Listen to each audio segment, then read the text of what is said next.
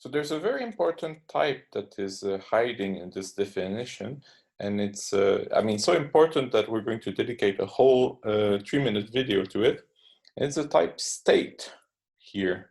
So what is a state? Well, states are defined in the lovelib file, the little library that we carry around.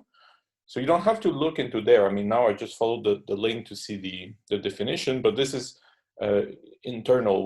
You don't have to fully understand the contents of lovelib to succeed in this course.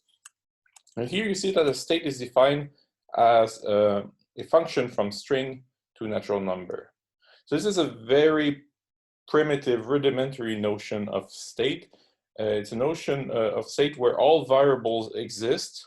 You know, all strings basically denote a variable, and all of them have a value that's a natural number.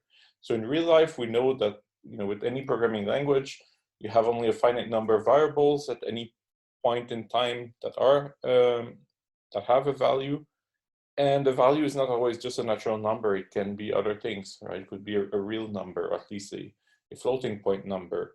It could be a pointer or reference or other things, a structure, for example. So we have a very, very, very simple notion of state because we have a very simple language called while, where what we want to explore is more things like infinite loops, you know, with while, or, you know, if then else, taking the two branches and so on. These are the things that really interest us. So we don't spend too much time on the notion of state. And then there are a bunch of operators on state. One of them is state update, which is defined here. And this is then the syntax that we use for that, which makes it possible to change one value of the state. You know, so you say, oh, for variable name or variable such and such, we want to have this value instead.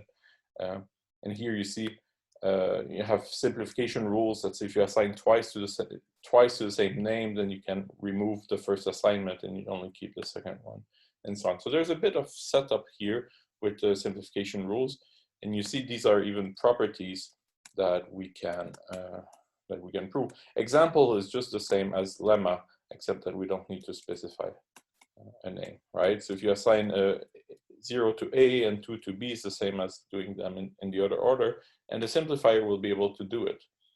Something to keep in mind.